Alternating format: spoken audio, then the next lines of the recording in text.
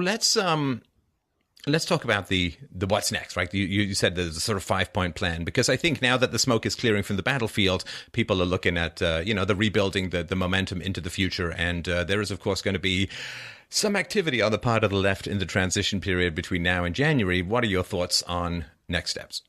Well, I just look. Everybody's got plans, but the first thing I realized, Stefan, was the reason that the left got as far as they did, and they damn near won this election. That would have been the end of the country, is because for 50 years they've had a plan, and the plan is very clear. We all know what it is, and we don't need to get into that with Zelensky and the whole idea of taking over the academia. And they started with 1 or 2% of the population that were genuine communists, and they managed to get to 50% of the population. And it occurs to me, despite all the work that you're doing and I'm doing and everybody else is doing, nobody had a plan. Nobody had a plan on our side for how do you fight these guys. And I think we basically used their plan. So just very, very quickly, the first thing we need to do is we need to win the hearts and minds of young people. And that means we have to ammo up the young conservatives who are out there. These kids have tremendous moral courage and physical courage. And call them conservatives, libertarians, whatever you want to. They're individualists and they're anti-statists. And we have to get them these little hand grenades of arguments. I went to an event for Turning Point USA, and a lot of these kids were wearing stickers that said, "I heart capitalism." And that's awesome, because they're giving social proof that it's okay. But then I would say, what happens if somebody comes up to you and says, "Why do you heart capitalism?" Got to be able to answer that question. And so we got to get them the tools they need to start spreading, going at the young people, because you talk demographics. We cannot win a fight when they get bigger and we continue to get smaller. I think the second thing we need to do is get into the pop culture. Obviously, we have to have, we try to make conservative films. It's a disaster. We need to make excellent films that happen to be made by conservatives. Easy Rider came out at a time of Paint Your Wagon and Seven Brides for Seven Brothers. And Easy Rider wasn't about communist takeover of healthcare, but it was about America as a dark place and an evil place, and it hadn't been seen much about that before. And it was cool and it was different, and people saw it. Third, I think we need to outflank the news media, and we don't have to beat them because they're dying, and they were dying before this election.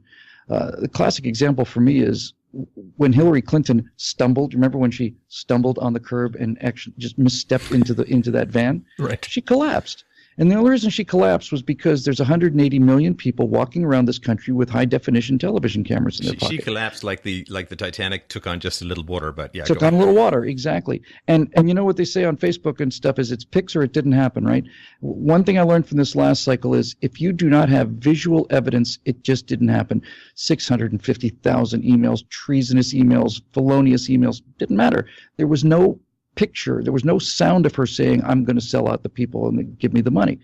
And Trump, there was for the grab them thing. There was actual audiovisual for that. So outflank the media. Fourth, we need new kind of politicians. We need to send people to Washington who don't want to go.